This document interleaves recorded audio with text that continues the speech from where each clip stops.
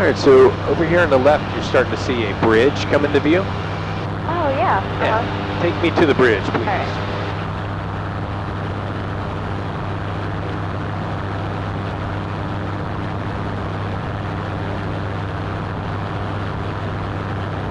And what we'll do up here is I'll let you fly for a bit, and then I'll take it over and I'll show you a first couple. Okay. Let you get the sensation of what it's like landing on water, and then we'll see if you feel up to trying it, Pete.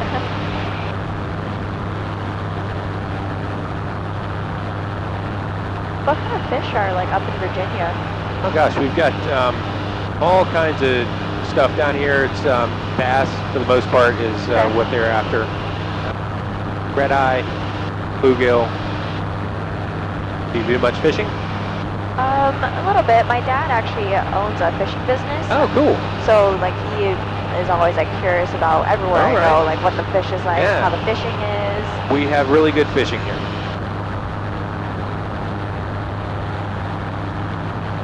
All right, at this point, I'll take over the flight controls. All right, you have flight controls. Your controls. And our airplane, it flies kind of 60 knots is the everything speed they like to tell you. So we can climb out at 60, our best glide is 60, our approach to landing is 60. Our before water landing checklist is bilge pump on, landing lights pulse, and make sure the landing gear is up in the stowed position, which it is. So our water landing checklist is complete.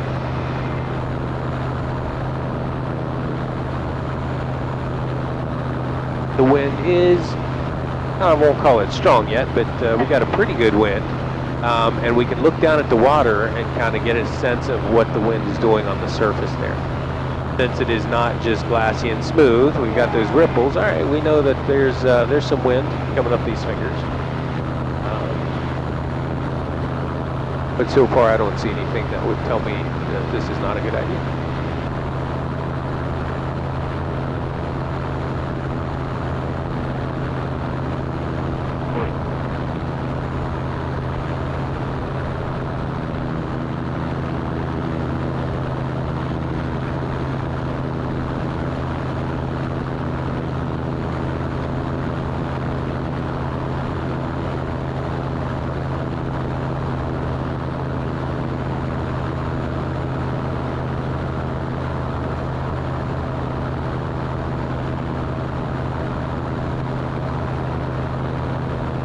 Okay, so as a boat plane, we are obviously watching out for all the obstacles and trees and bridges and power lines and that stuff.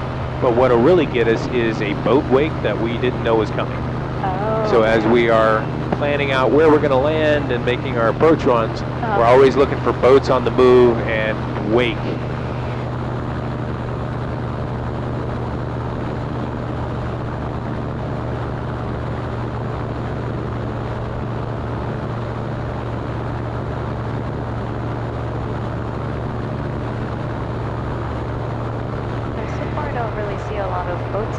No, there's a couple that are just pulled in here. You can see their trails. This time of year and this time of day, there'll be a lot of fishing boats out, which here would be small boats, you know, a couple of people in them standing up fishing. It may be too windy on the water for some of those folks today, so we'll see.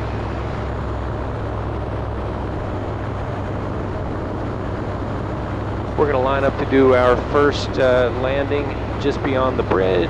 We're going to disable the terrain warnings because we don't want to get comfortable ignoring that.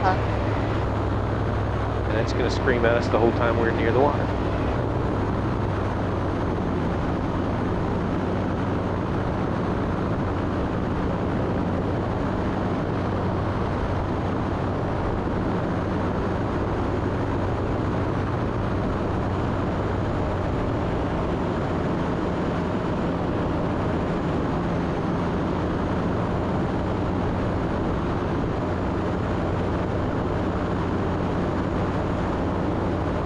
People fishing in that corner.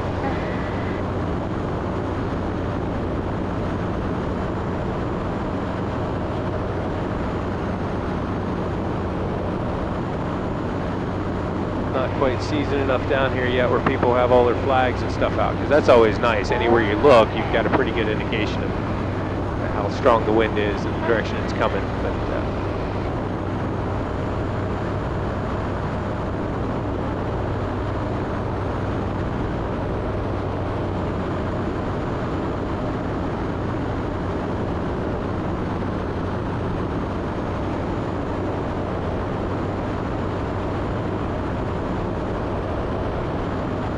and the landing in this is very similar to what you were practicing with your soft field landings in the land plane.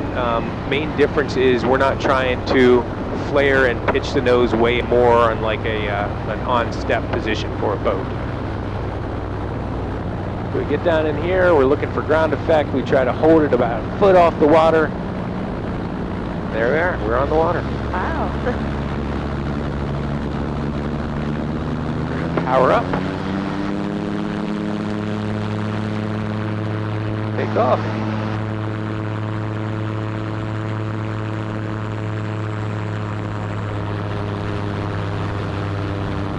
Yeah, it's a little bumpy down here. Not too bad though.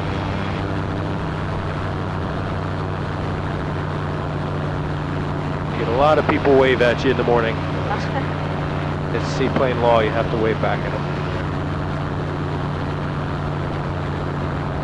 Here comes another pretty good stretch of water in front of us. One boat, but it looks like it is not moving, or if it is, it's not going fast. Power back to around 3,200. That was a pretty good bump right there. Alright, we're going to power up and go around on that one. There's just a bunch of wind coming down that finger that we don't need to test in this little airplane.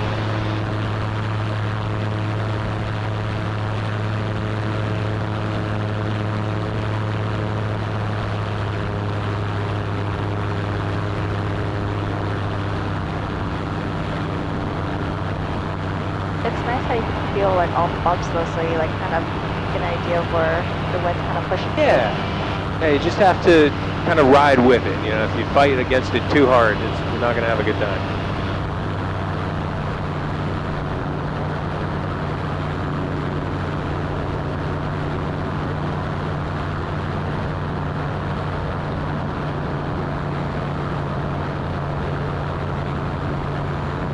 Yeah, the computer says the wind's only blowing 5 knots, but I don't think it's having the same flight we are. Yeah, I don't think so either.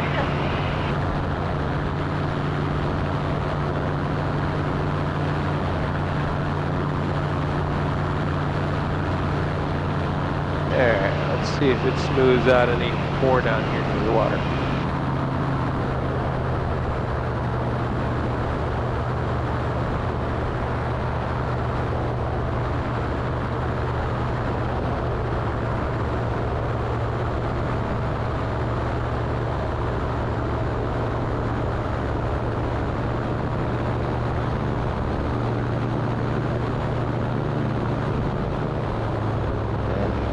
Here too. Come on, touch the water so it counts.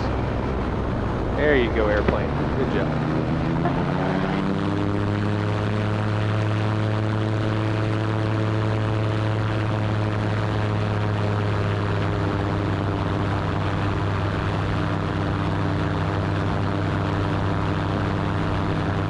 If you want to fly a little bit, Sure. I'll be on here with you just as we go through the hairpin turns. All right, here's controls. Controls. And you can kind of see how this water bends to the right. We're going to take a pretty good right turn. Okay. And we can throttle back to maybe 4,300 to good cruising around the lake speed. Obviously, if you need more power for your turn, feel free to add it in.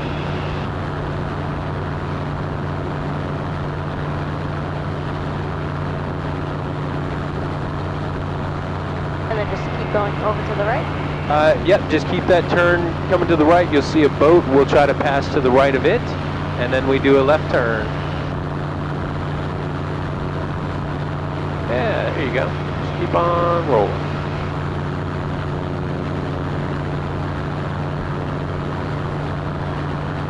And we'll take a left. There's an osprey nest with a couple of big osprey in it. Oh, wow.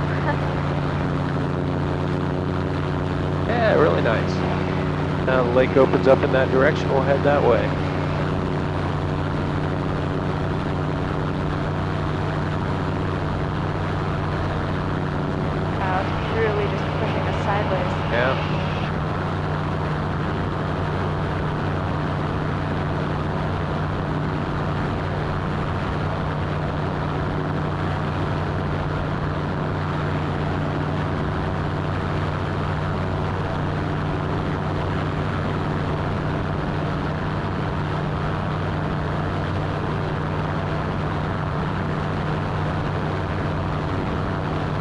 Just keep it out in the middle like you're doing, and then we're going to take a right turn up this way.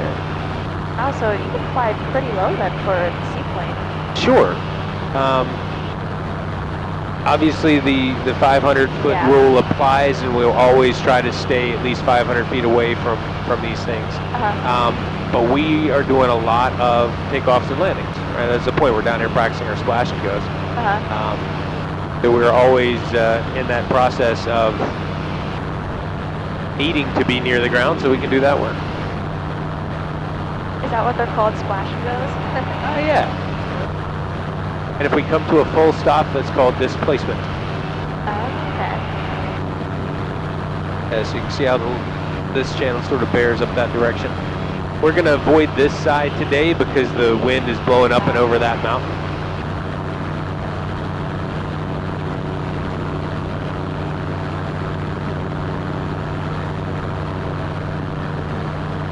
And now on this water, you can start seeing these stripes in the water. We can start to tell how fast the wind is blowing on it when it starts making those stripes. So it's getting up into like 12, 13 knot range.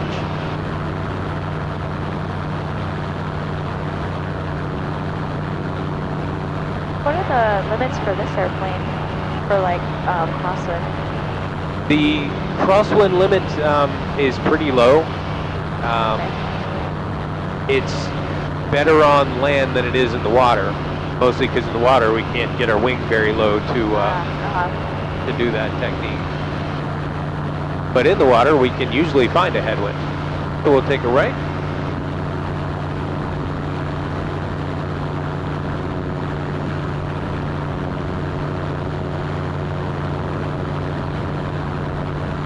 Alright, so that river, let's go up that one. Okay. See if it's any smoother there. The water's not making it look like it is, but it's worth trying.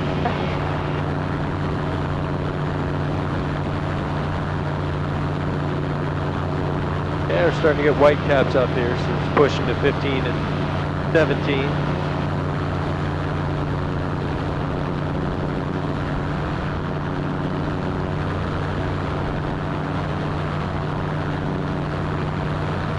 It's looking like it's just going to be angry down here in the water. Well, I was going to say, with these ones, I think it'd be better off for you doing all the for landings. sure. Yeah. For sure. That's all right. Well, I will bring you, anytime you want to come in early, I will bring you down to the lake on a smooth day, and we'll teach you to do splash and goes. All right, tell you what, my control's here. All right, your controls. And we'll take it down and see if we can at least get one displacement landing, because that's fun. We're gonna, based on what the wind's doing to us right here, we're gonna go up and turn around and approach it from the other direction.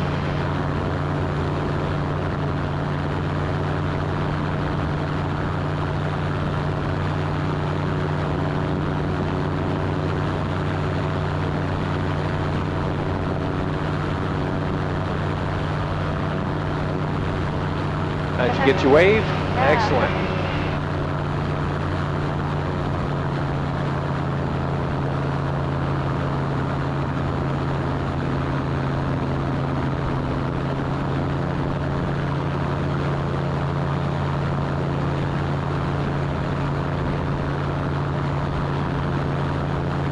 Wow, these are some big houses. Yeah. And we can see these stripes now. Yeah. So that gives us an indication of strength, but also direction. So we can just go up here and line up with those stripes and have a nice headwind. As long as it doesn't shake our headsets off, we will plan to touch down in the water.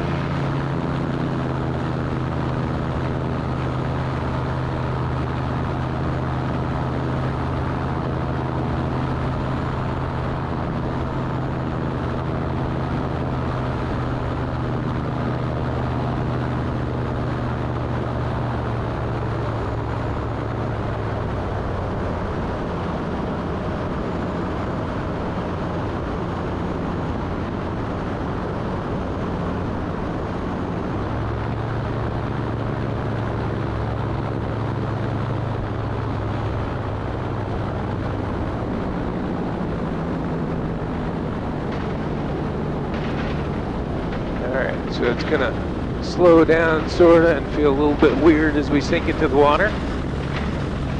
Oh, very bumpy. Yeah. All right, now you can open your little side latch there.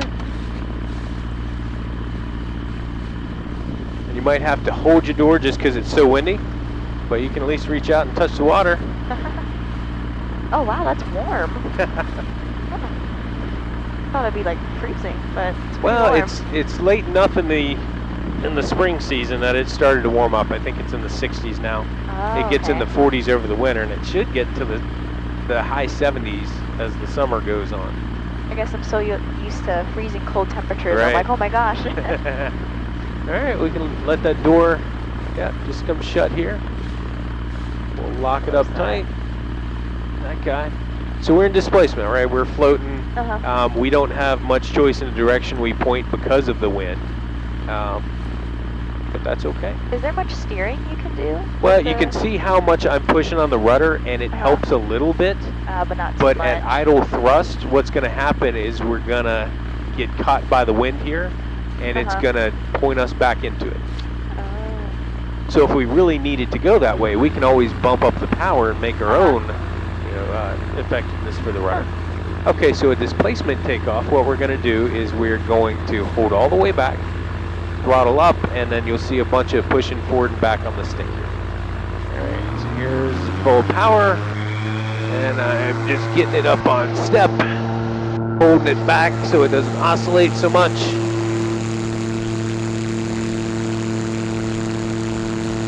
We're going to start a step turn to the right to avoid the terrain, and we're flying.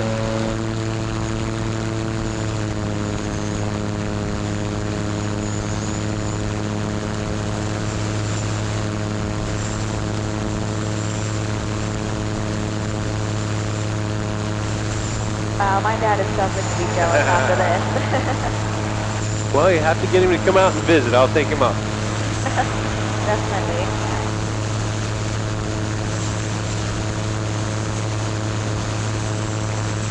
And you can see it is a boat. It's not very sealed up, so at least it's leaking mostly on my side instead of yours. Okay, we're just going to climb back up and head towards run-up, come back on a nicer day. So our after-water landing checklist, the bilge pump comes off, the landing light goes to off, and our gear is still up after landing. Our after-water check complete.